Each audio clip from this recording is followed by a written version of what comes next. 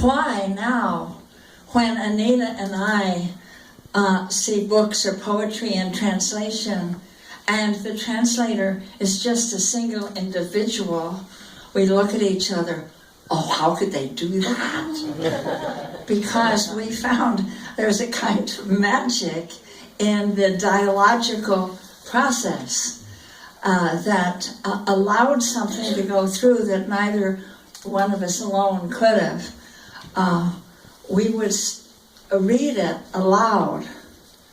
I thought, how does anybody translate a poem just alone between their ears and that mind all by themselves? But we were hearing it, and so it was aloud, and we would read the German and listen, and there's a kind of quality of limpid simplicity that allowed you to go so deep, that was in the language. And because he was breaking free from the formalities of theological, dogmatic, religious certainties. And that's a scary thing to do. And you think he was embarking on a path of finding the sacred in a way that rang true to his heart, mind, and body. And so that means you have to trust yourself the way a child almost can trust what he or she feels is real. This is wet. This hurts. There's a light. There's the warmth of a hand. And he walks out into life with a quality of simplicity that no other translations that we found had captured. And we would say it back forth into the German and then begin to speak it into the English, and we would hear what would catch it. So it was a beautiful, beautiful journey, and it's one of the happiest parts of my life, which has a lot of happy things in my life. You can better believe it. Yeah. But what is startling is that there he was, because these poems that you're going to hear sung now are from a body of work that he found pouring through him, and it began when he was 23. And it lasted 3 periods over a period of years. And it was as if they were dictation.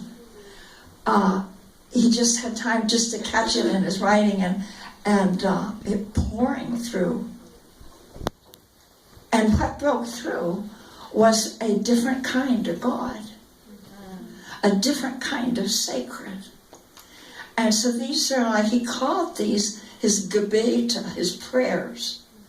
But this is a God, I was about to say dog, but he was a dog too.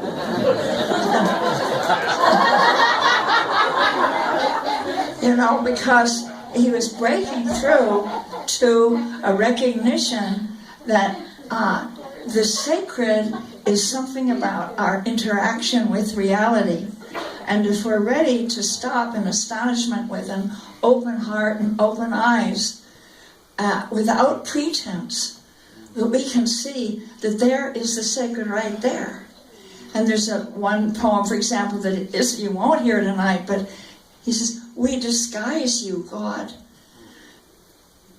You're all alone up there in heaven, and there's hardly any more room for you with all those angels singing. And we disguise you with, you are not to be found on a throne with robes, but you are like apple bark, and you are the mists of the morning lifting." So for this God was the natural world, was our apprehensions. When you turn and see something and your heart lifts, or your strength, that ring of truth, when you dare to feel that everything is holy now, like that great song from Peter Mayer, everything is holy now. And this is a God who is not afraid to weep And this is a God who can see the sorrow and misery in even the wisest heart, and in the greatest certainty. This is a God who isn't afraid to break. This is a broken God. This is a God that can resurrect out of brokenness. This is a God that shows you that you don't need to feel afraid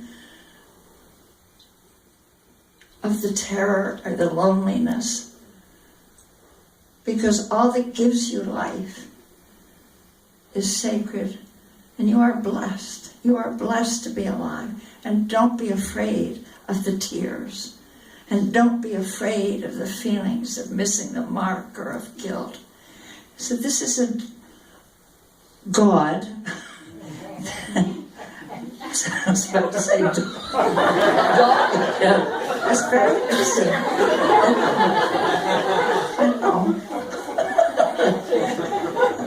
Yeah. So in the very first song you're going to hear about how you find God in conversation. God is reciprocal in relationship to you, and you listen to each other. And as you listen to God, the sacred becomes more real. And you're listened to by the sacred, and you become more real. So it's all a path together in daring to believe that it's good to be alive. And daring to believe that you're meant to be here. And daring to believe that you will be given everything you need. So these Gebete prayers are mostly his talking to God. But there'll be one, and I think I will signal that to you first, where God is talking, you'll hear. So you ready to hear? Yes.